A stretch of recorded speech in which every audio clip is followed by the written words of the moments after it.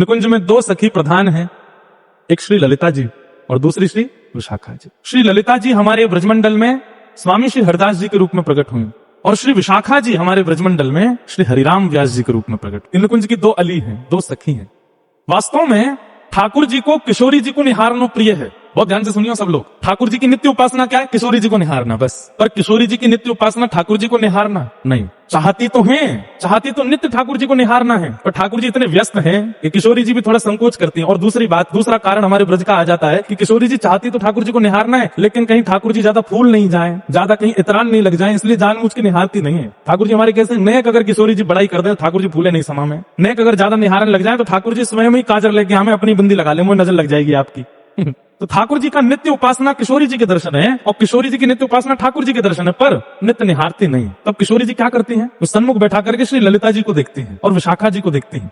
ललिता और विशाखा जो हैं, ये किशोरी और ठाकुर जी के ही रूप की परछाई से उनके सामने लीलाएं करती रहती हैं। जैसे जब जब श्याम सुंदर की याद आती है तब तब ललिता विशाखा लीला करती हैं और लीला करके किशोरी जी को दिखाती हैं। ललिता जी श्री किशोरी जी बनती है और विशाखा जी श्री श्याम सुंदर बनती हैं और ये दोनों लीला करके दिखाती हैं। उसी से किशोरी जी का मन प्रसन्न होता है। तो ऐसा कह दें तो कोई अतिशयोक्ति नहीं कि ठाकुर जी की उपासना किशोरी जी का दर्शन और किशोरी जी की उपासना ललिता विशाखा का दर्शन। नित्य निहारती हैं दोनों को। कितनी बड़ी सौभाग्यवती हैं कि अपलक नेत्रों से किशोरी जी निहारती हैं उनको। ललिता जी का तो प्रादुर्भाव ही किशोरी जी के प्रतिबिंब से हुआ। ऐसी कथा आती है कि एक बार निकुंज में ठाकुर जी बोले, हे श्यामाजू चलो आपको श्रृंगार मैं करूंगा। और जब जब किशोरी जी को श्रृंगार ठाकुर जी ने किया है तब तब किशोरी जी को अपना ही रूप भायो है। जैसे हर किसी को अपने आप को श्रृंगार के बाद देखने की इच्छा होती है, हम कैसे लग रहे हैं। अन्य दिन तो सखियां तैयार करती हैं, कभी कीर्ति मैया श्रृंगार करती हैं, कभी श्री जी स्वयं भी श्रृंगार करती हैं, परंतु अन्य दिन तो किशोरी जी स्वयं को श्रृंगार करके प्रतिबिंब में देखती हैं, दर्पण में देखती हैं और फिर आगे लीला में चली जाती हैं। पर जिस दिन ठाकुर जी श्रृंगार करके जाते हैं किशोरी जी का, किशोरी जी प्रतिबिंब के सामने ही बैठी रहती हैं, स्वयं को ही निहारती हैं। आज ठाकुर जी ने किशोरी जी का श्रृंगार किया, पत्रावली पधराई, आंखन में काजल लगायो।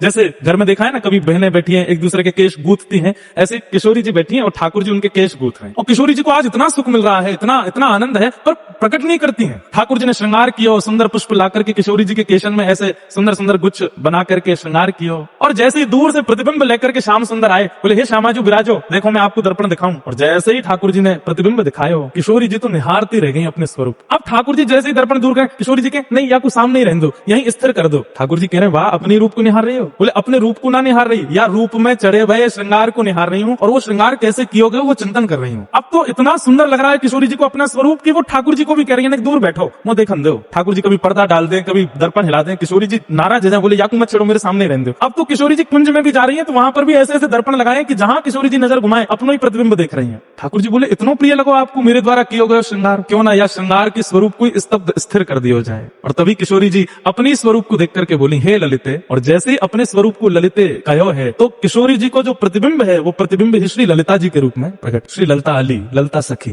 आगे। तो सोचो जब जब किशोरी जी विरह में हो, वैसे तो विरह होवे ना है, सखी है ना दे, लेकिन फिर भी जब भी कभी वियोग होवे, जब भी कभी याद आवे, श्री ललिता जी को देख लें किशोरी जी। ऐसी ये दो सखी हैं ललिता और विशाखा।